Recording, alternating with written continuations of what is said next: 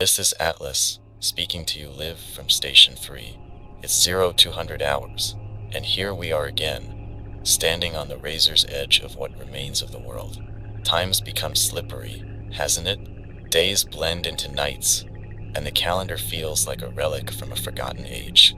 It's been 18 days since my last broadcast. I know, too long, but staying alive out here means sometimes I'm the one playing catch-up. Tonight, I've got a lot to share, and not much of it will make you feel better. That's not why I'm here. I'm here to keep you aware, to make sure you don't fall behind while the world keeps moving. Faster, harder, stranger than ever. Let's start with something we all thought we could rely on: the ground beneath our feet. That stability, that comforting sense of permanence. It's gone.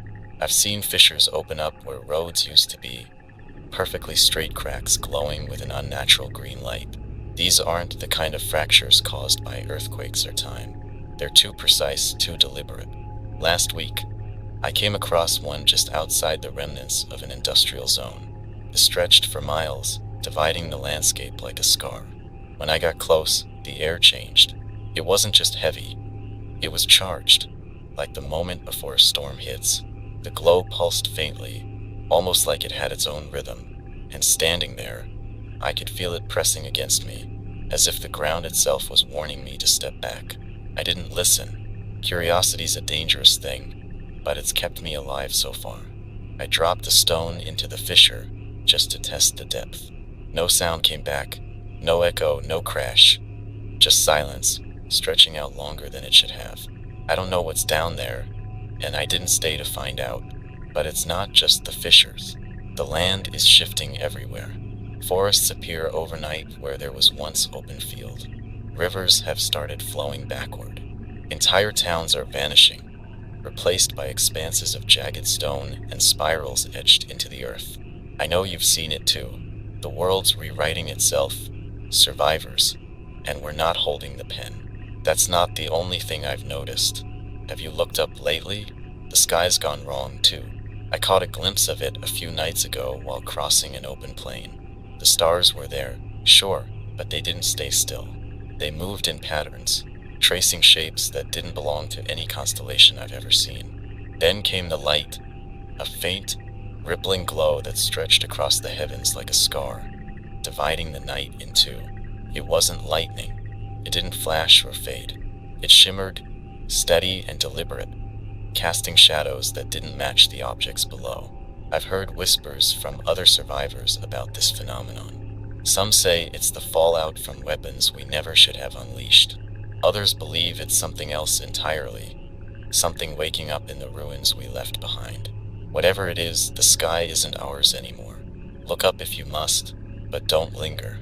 You might see something you can't unsee. Speaking of what you can't unsee, I need to talk about reflections. I've been avoiding mirrors lately, and not just because I don't like the face looking back. Survivors have shared stories that match what I've seen myself. Windows, puddles, even broken shards of glass. They're showing more than just what's in front of them. I've seen a window pane reflect a room that doesn't exist anymore, a pristine version of a place long since burned to ash. I've seen my own reflection hesitate, just for a moment, before mirroring my movements. Subtle, almost easy to miss, but once you notice, it's impossible to ignore. There's something behind the glass, survivors, something watching, waiting. I don't know what it wants, but I know it's not friendly. I crossed paths with a group of scavengers last week, desperate but determined. They told me about an encounter they had near an abandoned airfield. They'd been searching for fuel when they stumbled upon a hangar full of vehicles that looked untouched. The windows of those vehicles, though, told a different story. Each one reflected not the inside of the hangar, but a battlefield, littered with bodies and scorched earth. One of them swore he saw his own face among the dead. They left without taking a thing, and I don't blame them. Survivors, if you see something that feels off, if the air shifts, if your reflection doesn't match, don't stay to figure it out. Trust your instincts. They're sharper than you think. Time's moving quickly tonight, and there's still more to say. But I'll leave you with this. The world is breaking, survivors, cracking apart, piece by piece, and rearranging itself into something unrecognizable. But you're still here, and that means you've got the will to keep moving, to adapt, to survive. Hold on to that. In the face of everything we've lost, it's the one thing we've still got. Survivors, let's move to something I haven't been able to shake. The convoy. I caught sight of it 3 days ago while skirting the edge of Sector 19V. It wasn't the first time I'd heard about it, but seeing it in motion was something else entirely. 3 trucks, unmarked and unervingly pristine, moved along a cracked highway that should have been abandoned years ago. The vehicles were flanked by drones, their red lights blinking in perfect synchronization. The whole formation moved like one entity, precise and deliberate, as if following an invisible thread. What struck me first was the air. It shifted as the convoy approached, a low hum rolling across the ground, making the gravel at my feet tremble. The closer they came, the heavier the air grew, charged like static before a lightning strike. It wasn't just a feeling, you could see it. The light around the trucks warped subtly, bending as if they were cutting through a space that didn't want to let them pass. Then there was the glow. One of the trucks emitted a faint, pulsating light from its cargo hold, seeping out through the cracks in the metal. It wasn't bright enough to illuminate the area, but it cast strange, shifting shadows on the asphalt. I couldn't tell what was inside, but whatever it was, it didn't belong on this side of reality. Survivors in the area described feeling nauseous if they got too close. Some reported a ringing in their ears, a sound that intensified with each pulse of the light. A few claimed they heard whispers, low and indistinct, carried on the static. I kept my distance, crouched low behind a ruined wall, but even then, I could feel it. The pressure, the unease, the sense that the convoy wasn't just moving supplies. It was carrying something far beyond our understanding. They weren't in a hurry either. The trucks moved slowly, methodically, like they knew no one would dare approach. And maybe that's the truth of it. The drones alone were enough to keep anyone at bay. Their movements were sharper, more deliberate than anything I've seen before. At one point, one of the drones broke formation, hovering low over the treetops as if scanning for something. Its light swept across the ground, and when it touched a patch of dead grass, the grass burned. Survivors who've gotten closer to the convoy say it's always the same 3 trucks, same route, same glowing cargo. They've tried to follow, to see where it's headed, but the drones always catch them. One man described how the drones boxed him in, forcing him off the road and into a ravine. He barely escaped, but when he climbed back to the road, the convoy was gone, leaving no tire tracks, no sign it had ever been there. Another survivor swears she saw the trucks vanish into thin air, the glow from the cargo dissolving into the night like smoke. Whatever's driving those vehicles, it's not just fuel and wheels. It's something more. There are theories, of course. Aren't there always? Some say it's remnants of the military, moving high-priority assets from one hidden base to another. Others think it's something newer, something built after the collapse, autonomous machines carrying out orders from a chain of command that doesn't exist anymore. Then there are those who whisper about experiments, about the glow being a kind of weapon or maybe a power source. I don't know what to believe, but here's what I do know. The convoy isn't random. It has a purpose, and if you're anywhere near Sector 19V, it's worth watching the horizon. You'll feel it before you see it. The hum, the light, the shift in the air. It's like the world itself is bracing for their passage. What bothers me most is the question no one seems able to answer. Why now? The world's been broken for long enough. The battles are over. The cities are ash, and most of what remains is scrabbling to survive. So what's the convoy doing? Why is it moving now, and what's it trying to achieve? If it's carrying supplies, they're not for us. If it's carrying weapons, who's left to fight?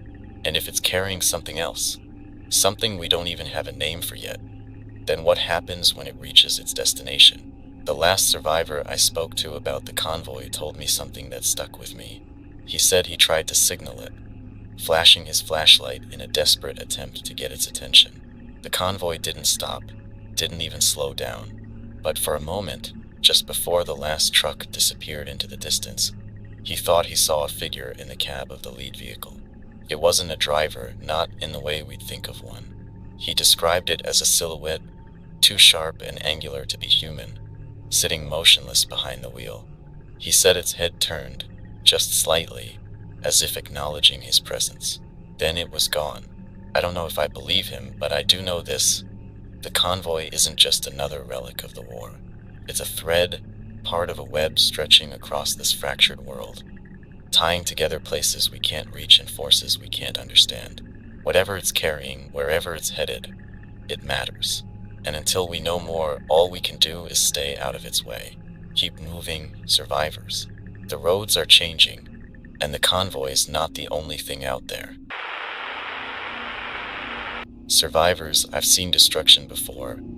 Cities crumbling under fire, landscapes torn apart by weapons that never should have existed. But this is something else, something alive. I'm talking about the Black Flood.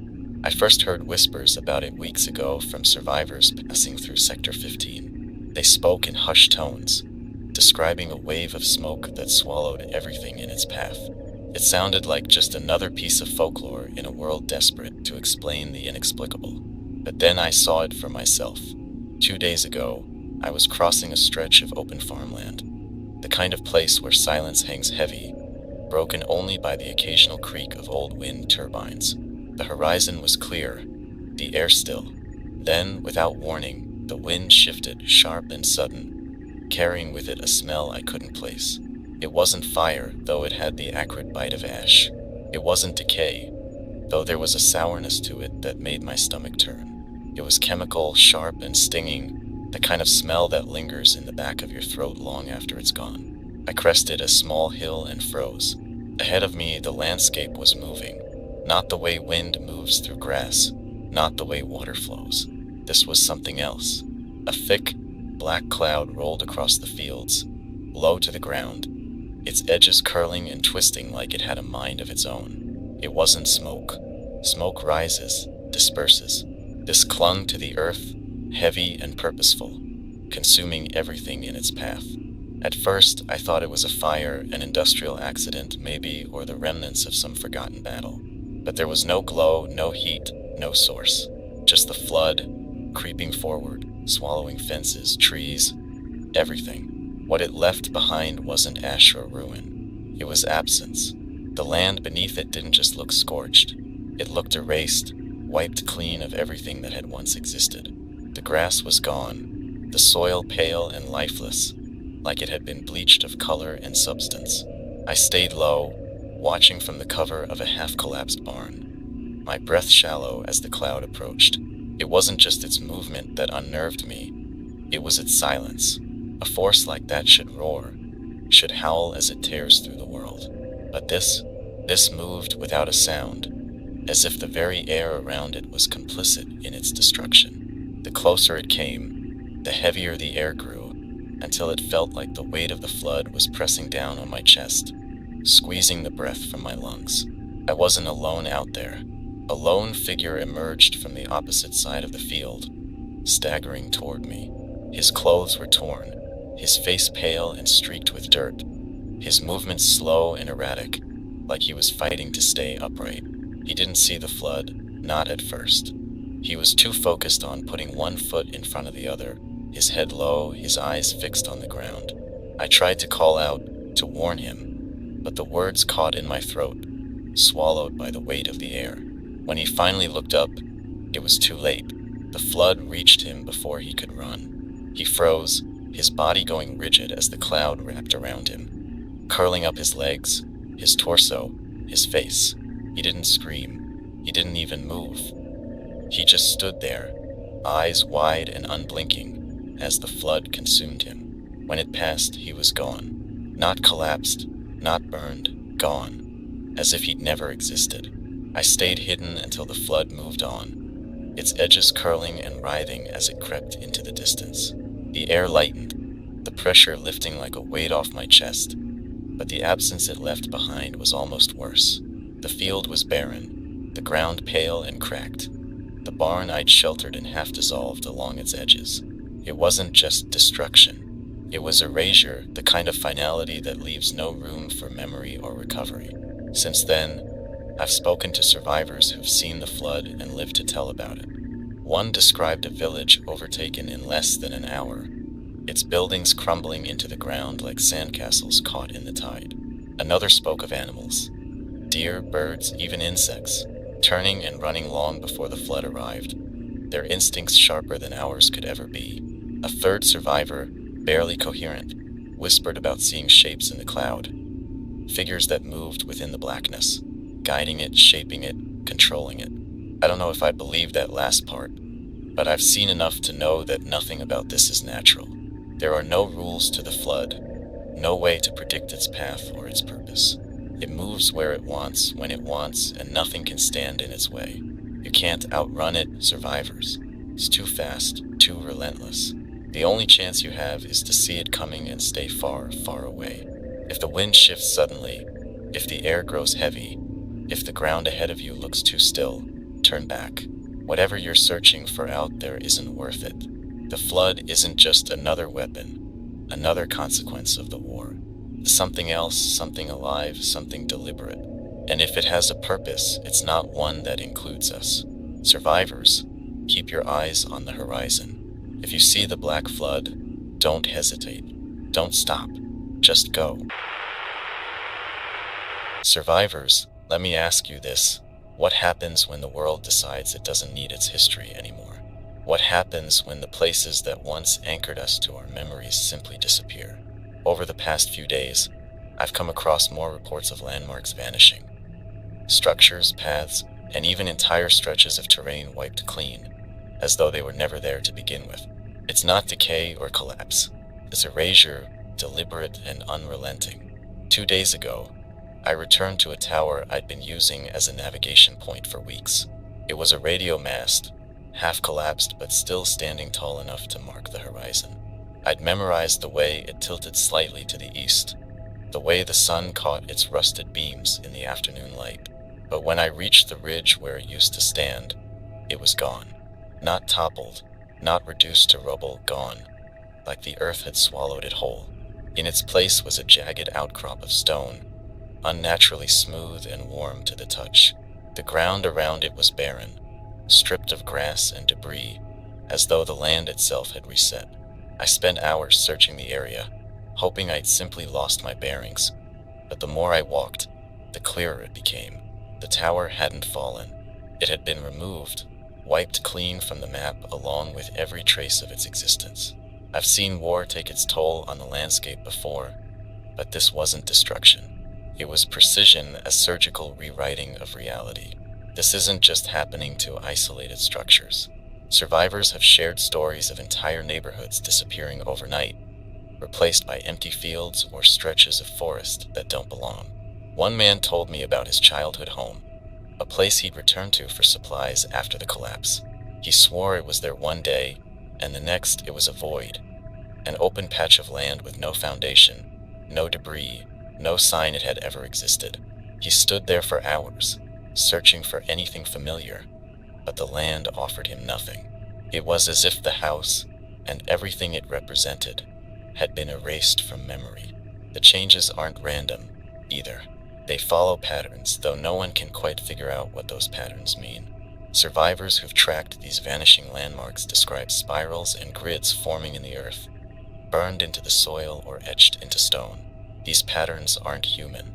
They don't match anything we've seen before, but they're always there, marking the places where the world has shifted.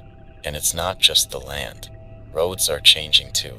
Highways that once cut through the wilderness now loop back on themselves or lead to nowhere. A scavenger I met described following a familiar route to an old trading post, only to find the road had twisted into a spiral, doubling back in impossible ways. He said it felt like the road itself was trying to trap him, to confuse him into staying.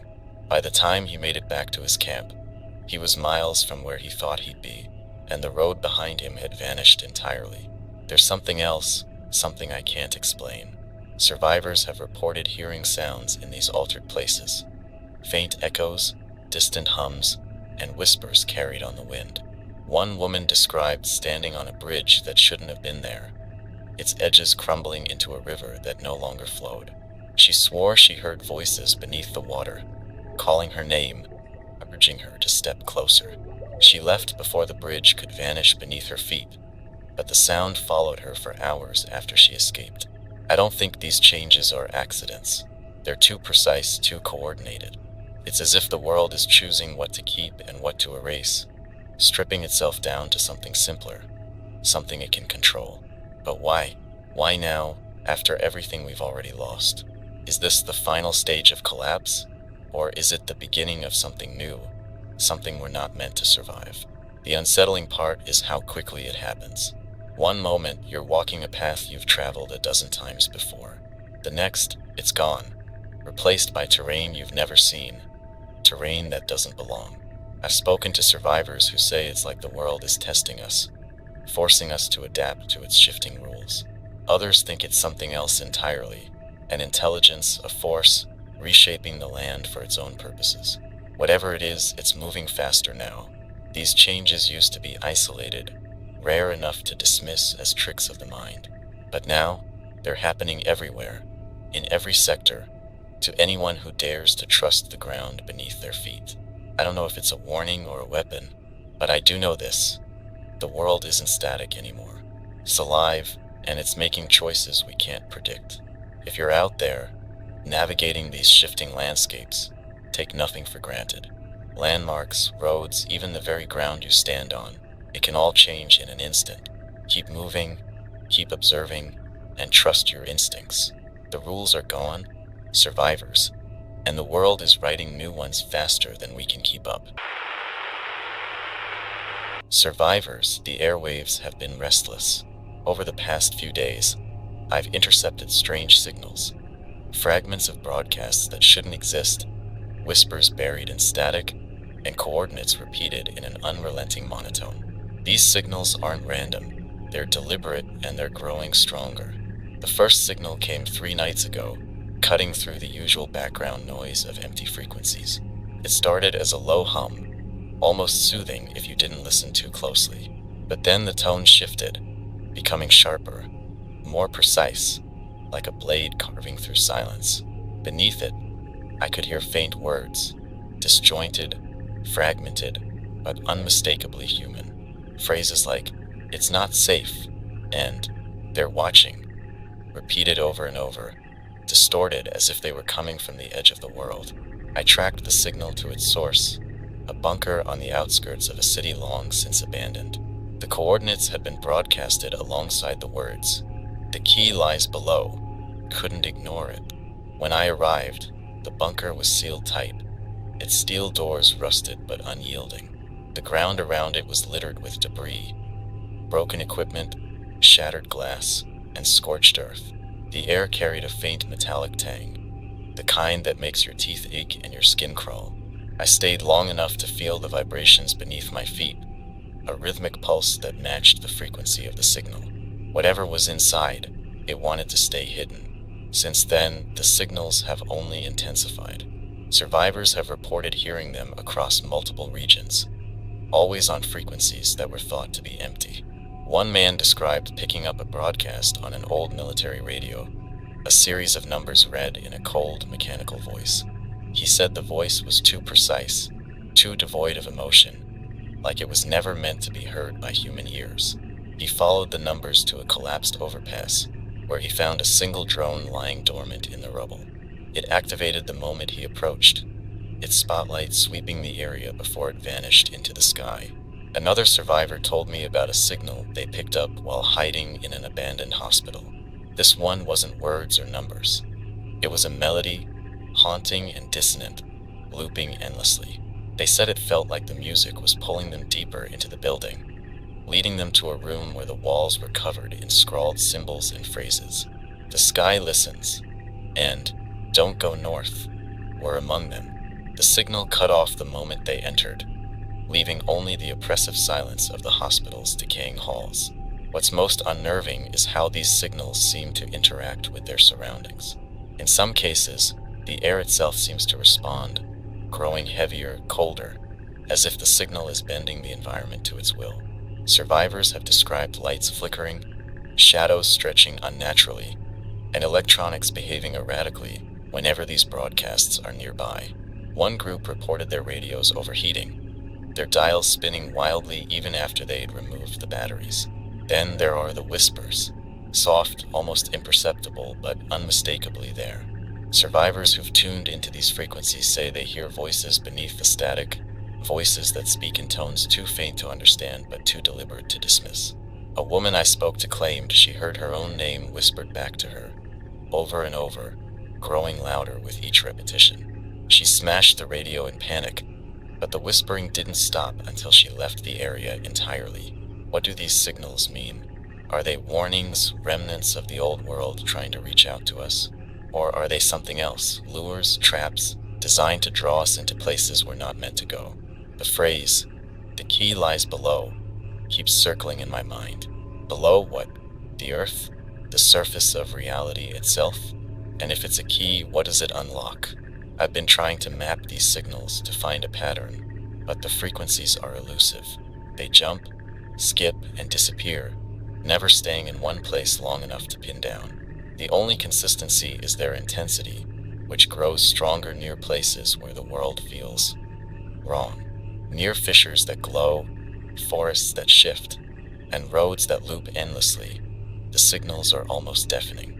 It's as if they're tied to the same forces that are reshaping our reality. I don't know who or what is sending these broadcasts.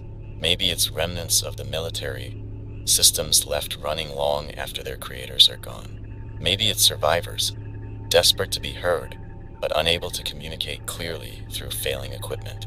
Or maybe it's something new, something born out of the chaos we've unleashed on the world. Whatever it is, it's watching, listening, and leaving breadcrumbs for those of us who are paying attention. If you come across one of these signals, tread carefully.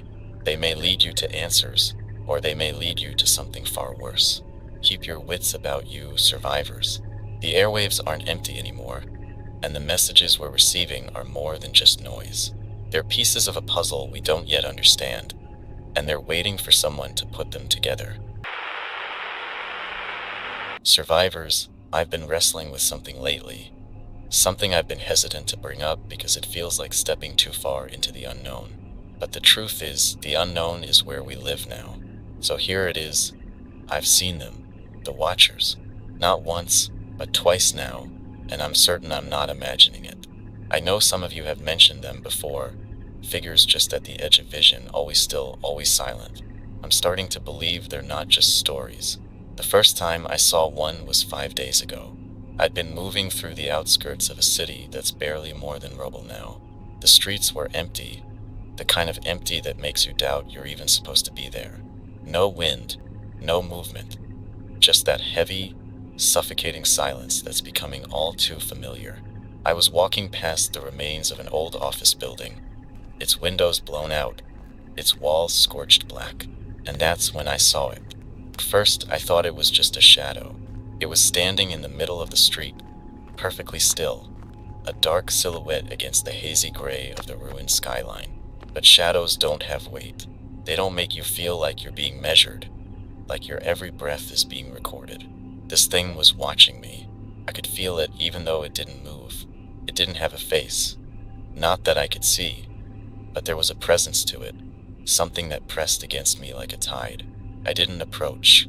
I didn't even stay long enough to get a closer look. I backed away, keeping my eyes on it, until I was sure it wasn't following. Then I ran. The second time was different. I was deep in the forest, tracking a trail that should have led me to a supply drop. The trees were thick, their branches arching overhead to form a canopy that blocked out most of the light. It was quiet, too quiet, the kind of quiet that sets your nerves on edge. I should have known something was wrong, but I pushed forward. That's when I saw it again. This one was standing just off the path, partially obscured by the trees. It was taller than the last, its outline sharper, more defined. It didn't move, didn't even sway like the trees around it. It just stood there, its form blending unnaturally with the shadows. The air felt heavier the closer I got, like the forest itself was holding its breath. I stopped about 10 feet away, and for a moment, I thought I heard something. A faint hum, low and steady, coming from its direction. That's when I knew I wasn't alone. I turned around slowly, scanning the forest behind me. I didn't see anyone, but the feeling was unmistakable. I wasn't just being watched by the figure, I was surrounded. The shadows between the trees seemed to shift, shapes flickering just beyond my line of sight. I left immediately, moving as quickly as I could without breaking into a full sprint. I don't know how far I got before I stopped to look back, but when I did, the figure was gone. The path was empty, the forest as still as it had been before. But that hum stayed with me, echoing in my ears long after I'd put distance between myself and that place. I'm not the only one who's seen them. Survivors across different regions have described similar encounters. Some call them shadows, others phantoms. But the name that keeps coming up is Watchers. They're always the same, silent, unmoving, and always watching. They don't seem to follow, but their presence lingers, like they leave some part of themselves behind when they vanish. One survivor told me about seeing a group of them in an abandoned factory. He said they were lined up along the far wall, perfectly spaced, their forms barely distinguishable from the shadows. He turned to leave, and when he looked back, they were closer, just a few feet from where they'd been. He didn't stick around to see if they'd move again. Another survivor described one standing at the edge of a river, its reflection rippling faintly in the water. She swore it was looking at her, even though it had no eyes. The strangest report I've heard came from a scavenger who claimed he saw a watcher dissolve into nothingness. He described it as a flickering, like an old film reel burning out. One moment it was there, and the next it was gone, leaving behind a faint shimmer in the air. He said the area where it vanished felt colder, like the warmth had been drained from the ground itself. What are they? That's the question that keeps me awake at night. Are they part of the world's unraveling, some manifestation of the chaos we've unleashed? Or are they something older, something that was always here, hidden beneath the surface, waiting for the right moment to emerge? Whatever they are, they don't feel human. They don't feel like anything we're meant to understand. If you see one, don't approach.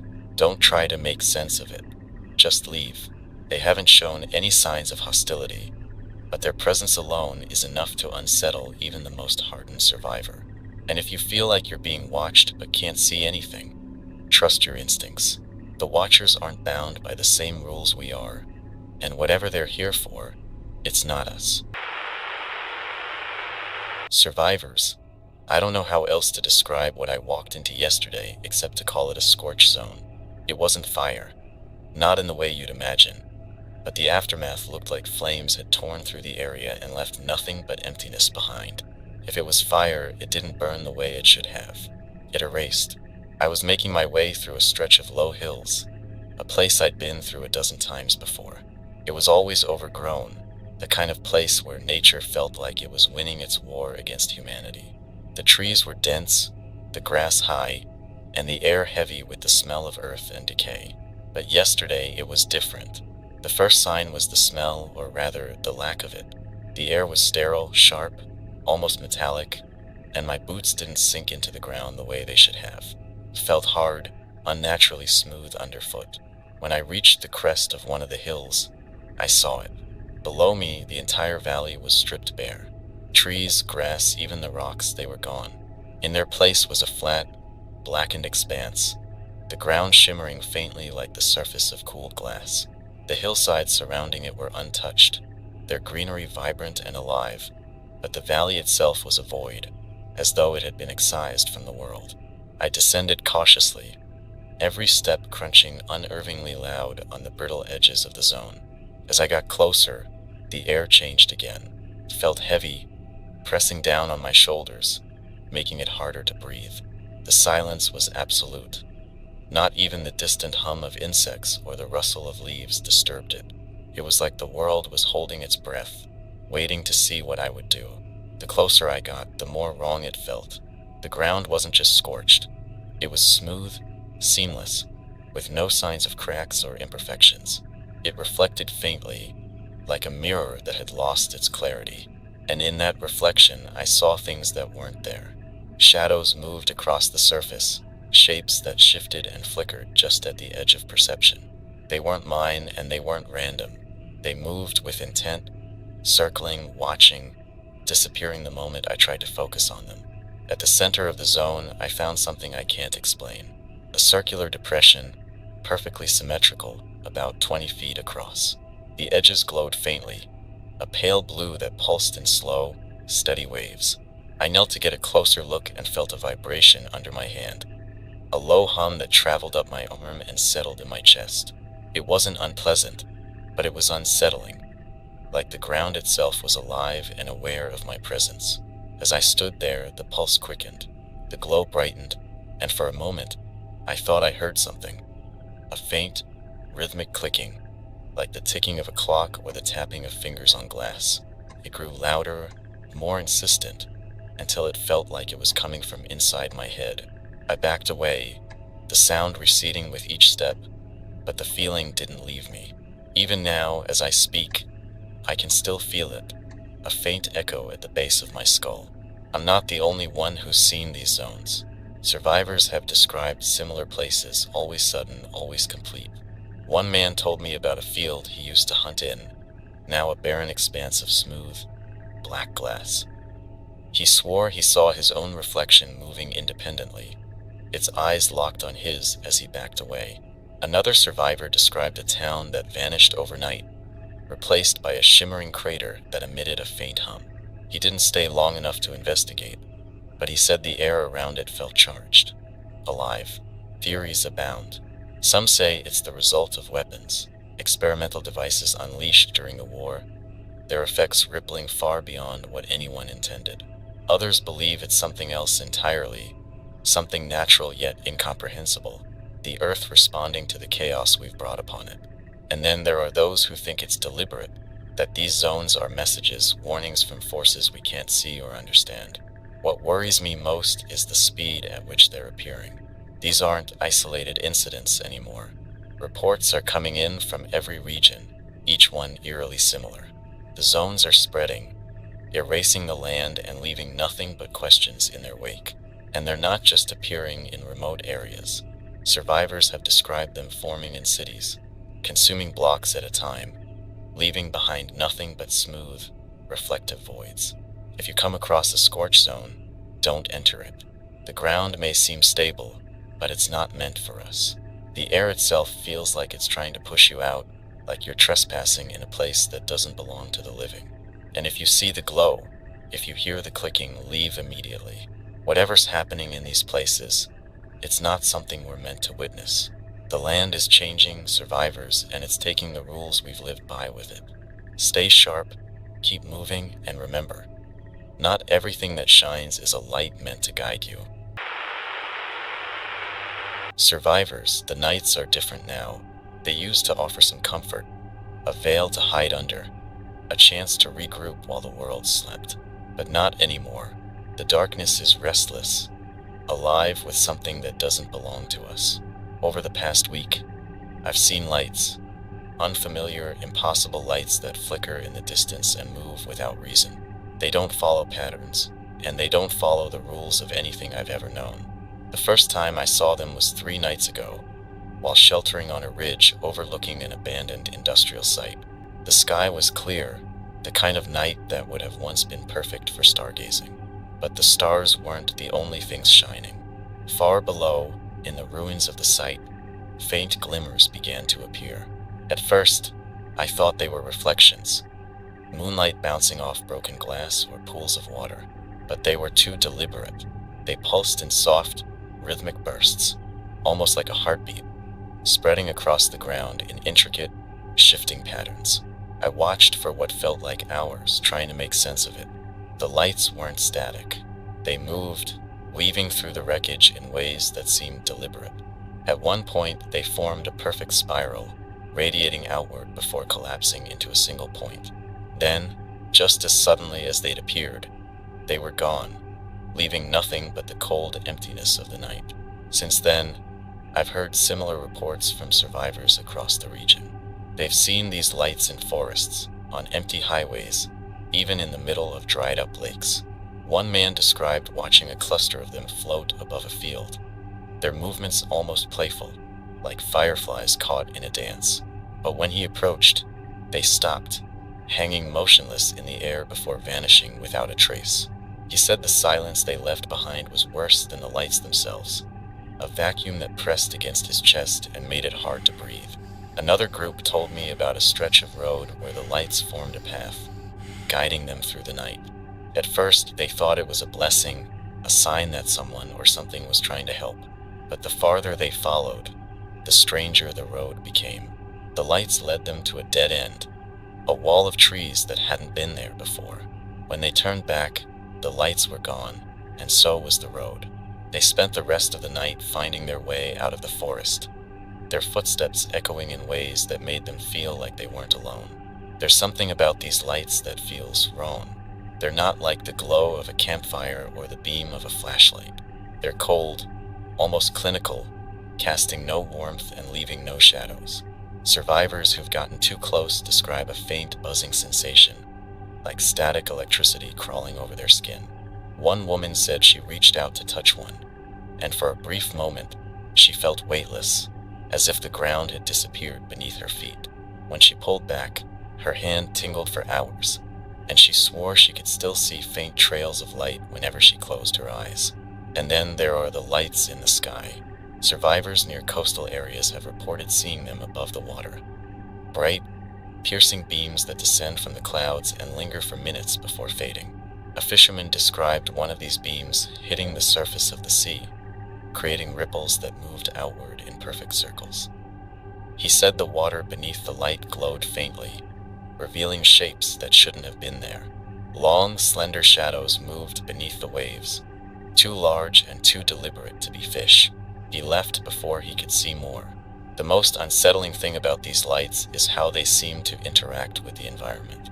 Survivors have noticed plants near them wilting, their leaves curling as if burned. Others have found scorch marks on the ground where the lights lingered, the earth cracked and brittle like it had been baked in an oven. And in some cases, the lights don't leave marks at all, they leave changes. One man described finding a boulder split cleanly in two, the edges smooth and polished, with no sign of force or impact. Another found a tree that had been twisted into a spiral, its branches stretching toward the sky like they were reaching for something unseen. What are these lights? Are they a weapon, some remnant of the war we've forgotten about? Or are they something older, something that's always been here, hiding just beyond our understanding? Whatever they are, they're not natural. They're deliberate, purposeful, and they're watching us just as much as we're watching them. If you see these lights, keep your distance. They're beautiful in a way that makes you want to forget yourself, to step closer and lose yourself in their glow. But they're not meant for us. They're a reminder that the world we knew is gone, replaced by something stranger and far less forgiving. The nights aren't safe anymore, survivors. Not from the darkness, and not from the things that shine within it. Survivors, there's something about the image of a convoy that used to bring a sense of security. Rows of vehicles loaded with supplies, soldiers standing watch, the distant rumble of engines. It was a symbol of order, of people moving together with purpose. But the convoy I came across 2 days ago wasn't like that. It was empty, not just abandoned, empty in a way that felt wrong, like it had never been alive to begin with. I was traveling down an old highway, one of the few that's still intact enough to follow for miles. The road was cracked and overgrown in places, but it was familiar terrain, a stretch I'd crossed before. The sky was heavy with clouds, and the air carried the scent of rain that hadn't yet fallen. As I rounded a bend, I saw them, a line of trucks and armored vehicles, perfectly aligned on the side of the road. There were at least 15 of them, their hulking forms looming in the gray light. At first glance, they looked intact. No scorch marks, no signs of battle, just vehicles left behind. But as I got closer, I realized something was off. The tires were pristine, not flattened or worn down. The windows weren't shattered, and there wasn't a single dent in the metal. It was as if the convoy had simply stopped one day, its occupants stepping away as though they'd return in a moment that never came. I approached cautiously, keeping an eye on the tree line. The silence around the convoy was suffocating, the kind that presses against your ears and makes every breath feel too loud. There were no birds, no wind, just the soft crunch of gravel under my boots as I moved closer. The first truck was a standard cargo hauler, its trailer sealed tight. I ran my hand along the side, feeling the cold, smooth metal. It didn't feel weathered, even though it should have been exposed to the elements for months, maybe years. When I opened the cab, the smell hit me. It wasn't decay, it was sterility, a sharp, chemical tang that made my eyes water. The seats were covered in a thin layer of dust, but there were no personal items, no signs that anyone had ever driven it. The keys were still in the ignition, dangling from the steering column, and the dashboard lights flickered faintly when I turned them. But the engine didn't start. It didn't even try. I moved to the next vehicle and the next, finding the same thing over and over. Pristine interiors, no signs of struggle or use, and that same sterile smell. The armored personnel carrier at the center of the convoy was the most unsettling. Its hatch was ajar, and when I climbed inside, the first thing I noticed was the gear. Helmets, rifles, even rations, all neatly arranged as if waiting for someone to return. But there was no one. Not a single body, not even a trace of one. It was like the people who had been there had vanished, leaving everything behind. Then I noticed the markings. At first, I thought they were scratches, faint lines etched into the metal of the interior. But as I looked closer, I realized they weren't random. They were deliberate, forming spirals and intersecting patterns that made my head ache if I stared too long. They were carved deep, with precision that didn't match the rough tools left in the vehicle. It was as if someone or something had taken its time, ensuring every line was perfect. The cargo trailers were worse. Most of them were locked, their doors sealed with heavy chains and rusted padlocks. One of them, though, had been pried open, its chains hanging loosely from the handles. Inside, the walls were lined with reflective panels, their surfaces scratched and smeared with what looked like ash. The floor was bare, but in the center of the space, there was a single black box. It was about the size of a suitcase, its edges rounded and smooth, with no visible seams or markings. It pulsed faintly, a soft blue light emanating from within. I didn't touch it. I didn't even step inside. The air around the box felt wrong, thick, almost heavy, like it was pulling at the edges of reality. As I backed away, I noticed something else. The reflection in the panels didn't match what I was seeing. It showed the trailer as full, packed with crates and equipment, and a figure standing at its center. A figure that wasn't me. I left the convoy after that, my nerves stretched thin. As I walked away, I glanced back and saw the lights on the vehicles flicker, just for a moment. It was like they were waking up or watching me leave. The road ahead felt longer than it should have, the silence pressing in around me until I couldn't hear my own footsteps. Since then, I've heard from others who've seen similar things. Empty convoys, abandoned ships, trains left standing on tracks that no longer lead anywhere. They all share the same eerie quality. No signs of violence, no signs of life, and that lingering sense that the emptiness isn't natural. One survivor described finding a convoy like mine, only to hear faint voices coming from the vehicles when he got too close. Another told me about a ship moored at a harbor, its deck littered with footprints that stopped abruptly at the edge. I don't know what's happening to these places, or the people who were supposed to be there. Maybe it's a weapon we don't understand, or maybe it's the world rewriting itself again, erasing pieces of the old to make room for something new. Whatever it is, it's deliberate and it's spreading. If you find yourself in the path of one of these empty convoys, tread carefully. They're not just abandoned, they're waiting, though for what I can't say. And if you hear the hum, or see the lights flicker, leave. Don't linger, don't investigate. The world is changing, survivors, and some mysteries are better left unsolved. Survivors, there's a town out there that shouldn't exist. Or maybe it does, but not in the way we understand anymore. I stumbled upon it yesterday while trying to navigate the back roads. It wasn't on any map, and it wasn't where I expected to find anything but wilderness. But there it was, like a phantom pulled out of the shadows. Quiet, intact, and unsettling in every possible way. It started with a sign, faded letters on a rusted metal sheet, barely legible under the layers of grime. Welcome to Clearwater. The population number had been scratched out, replaced with a question mark. The road leading into the town was cracked and overgrown, but not as much as it should have been. It was like nature had started to reclaim it, then stopped halfway, as if unsure whether to continue. The first buildings came into view as I rounded a bend. Houses with white picket fences, a diner with a bright red roof, and a gas station that looked like it hadn't seen a customer in decades. But none of them were crumbling. There was no graffiti, no signs of decay. They were pristine in a way that felt unnatural, like they were frozen in time, untouched by the chaos that's gripped the rest of the world. As I stepped into the town, the air shifted. It was subtle at first, a faint hum just on the edge of hearing, like the sound of power lines in the distance. But it grew stronger the farther I went, a vibration I could feel in my chest. The town was empty. No people, no animals, not even the sound of wind moving through the trees. The stillness was absolute, and it made every step I took feel like an intrusion. The diner was the first place I checked. Its windows were spotless, and the door opened without a sound. Inside, the tables were set, plates of food still sitting on the counters as if someone had just stepped out. Burgers, fries, even milkshakes with condensation on the glasses. It was all fresh, impossibly fresh. But the longer I looked, the more the details didn't add up. The ketchup on one plate was too red, too vibrant, like it had been painted on. The fries were perfectly arranged, not a single one out of place.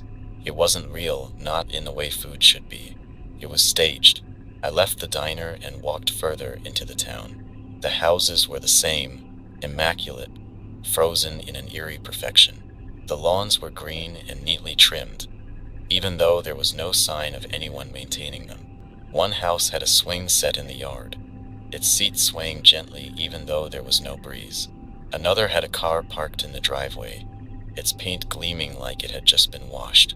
But when I looked closer, I noticed there was no dust on the windshield, no dirt on the tires. It was like the car had never been driven. Then there was the church. Its doors were wide open, the faint hum louder here than anywhere else.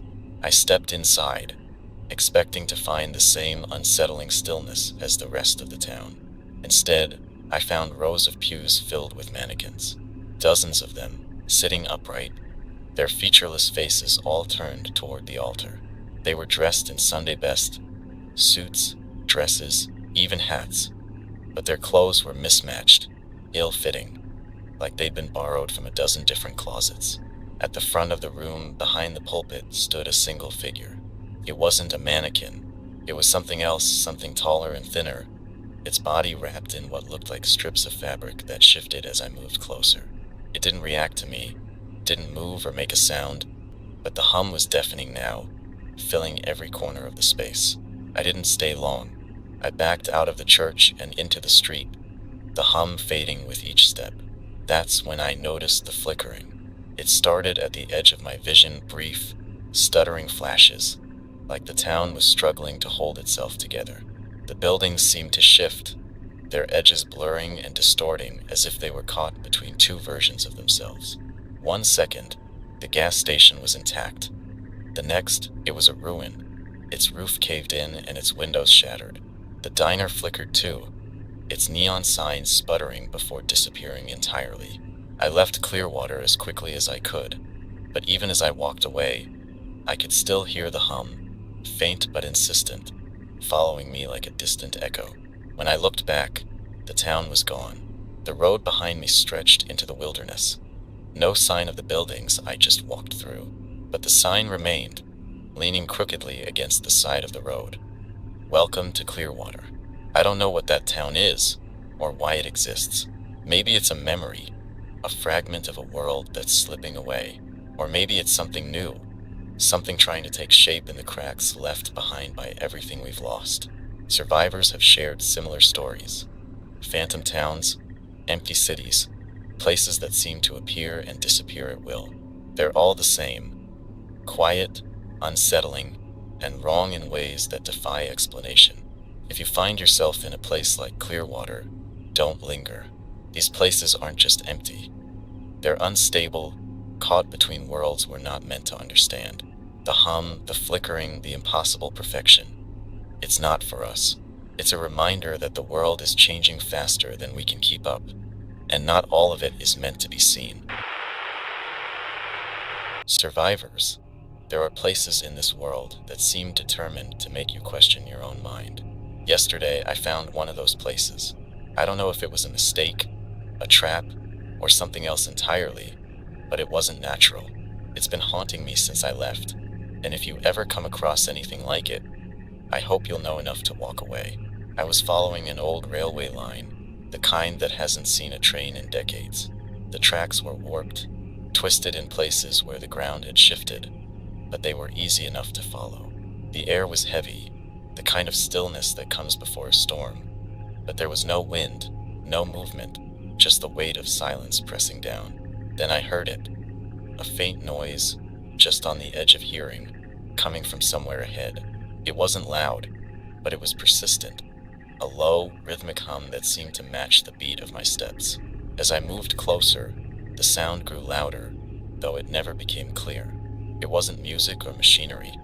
It was something in between, a blend of tones that seemed to shift and twist the longer I listened. The railway led me to a tunnel, an old freight passage carved into the side of a hill. The opening was wide, lined with rusted metal beams that groaned faintly under their own weight. The hum was coming from inside, resonating out into the air like a warning or an invitation. The tunnel was darker than it should have been, its interior swallowing the light from the overcast sky. I hesitated, every instinct screaming at me to turn back, but there was something about the hum, something magnetic, that pulled me forward. I stepped inside, and the first thing I noticed was the temperature. It was cold, not the natural chill of stone and shadow, but an unnatural, biting cold that seeped through my clothes and into my bones. The air felt thick, heavy with moisture and something else I couldn't name. The walls of the tunnel were lined with graffiti, but not the kind you'd expect. No names, no symbols, just lines and spirals, drawn over and over again, overlapping until they became a chaotic web of shapes. The farther I went, the more intricate they became, their edges glowing faintly in the dim light.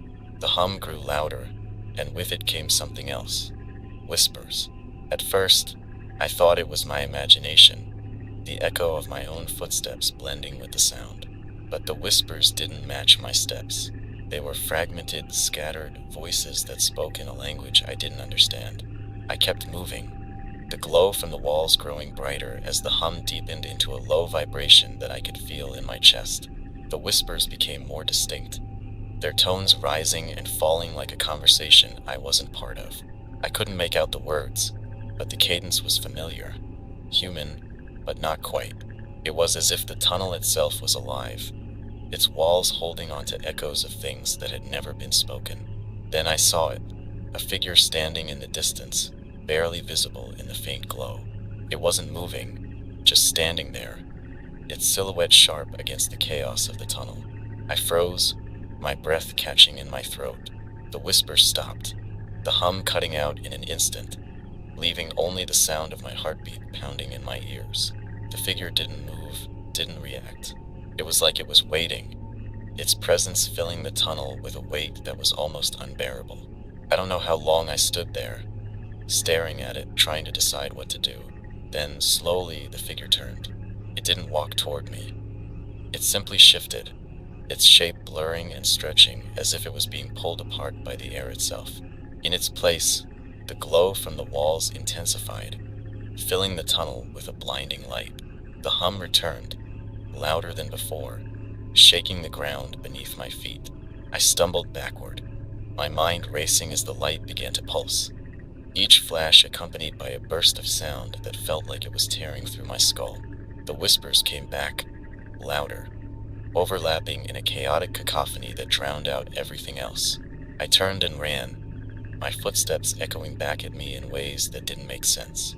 The tunnel seemed to stretch, the entrance farther than it should have been, the light behind me chasing my shadow.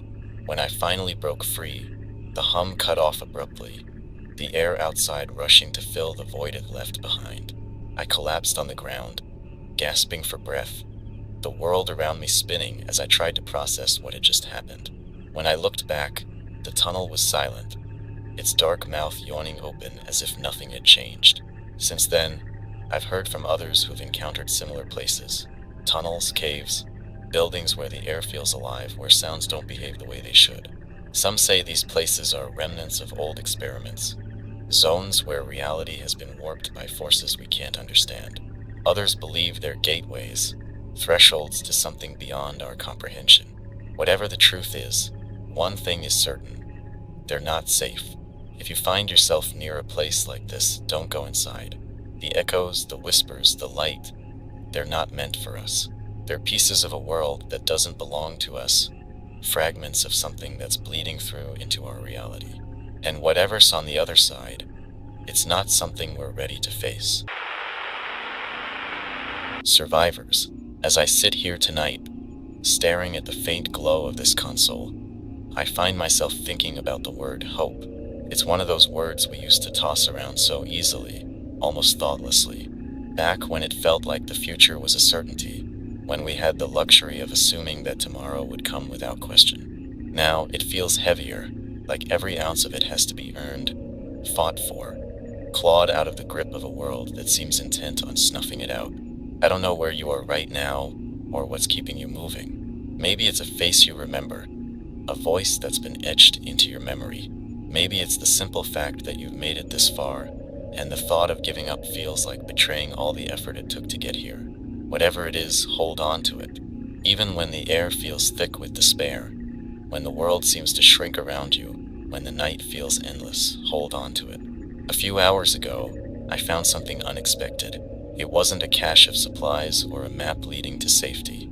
It was a single flower, growing in the middle of a cracked road, a vibrant red bloom, its petals untouched by the grime and dust that cover everything else. It shouldn't have been there. The soil was too dry, the sun too weak, and yet it stood there, defying the odds, as if to say, I'm still here. I know it sounds small, insignificant even, but in that moment it felt monumental. A reminder that even in the most desolate places, life finds a way to persist.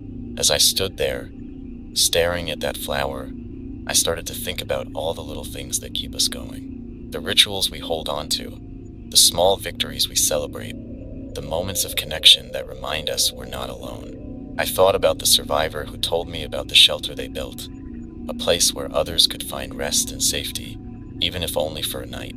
I thought about the group who shared what little food they had with a stranger, even when it meant going hungry themselves. These acts of kindness, these flashes of humanity, they're what keep the darkness at bay. The world has changed. There's no denying that. The roads twist and vanish, the skies fracture, and the ground hums with an energy we can't understand. But amidst all the chaos, there are constants: the determination to survive, the instinct to protect each other, the drive to build something, no matter how small, that says, we were here. These are the things that define us, that separate us from the void creeping at the edges of our reality. I know it's easy to feel overwhelmed, to look at the enormity of what we're facing and wonder if it's even worth trying. But every step you take, every choice you make to keep moving, is an act of defiance. It's a statement to whatever forces are out there that we won't go quietly, that we won't be erased. You're stronger than you think, survivors. Every day you endure is proof of that. I don't have answers for you. I can't tell you why the world is the way it is now or how to fix it. I can't promise that tomorrow will be any easier than today. But I can tell you this: you're not alone. As long as you're listening, as long as these words are reaching you, we're connected. Maybe it's a small thing, but in a world that feels so fragmented, even the smallest connection matters. Before I go, I want to share one more thought. The world we knew may be gone, but that doesn't mean we can't create something new. It won't be the same, and it won't be easy, but it's possible. Every seed we plant, every hand we hold, every story we share is a step toward that possibility. A step toward a future that might not look like the past, but still holds the promise of something better. So as you move through the night, remember this: the light you carry, no matter how small, is enough to push back the dark. The choices you make, the risks you take, the hope you hold on to, it all matters. Is what makes you human, is what makes you stronger than the chaos around you. This is Atlas, signing off for now. Wherever you are, stay safe, stay sharp, and above all, stay human. We'll find our way through this, one step at a time.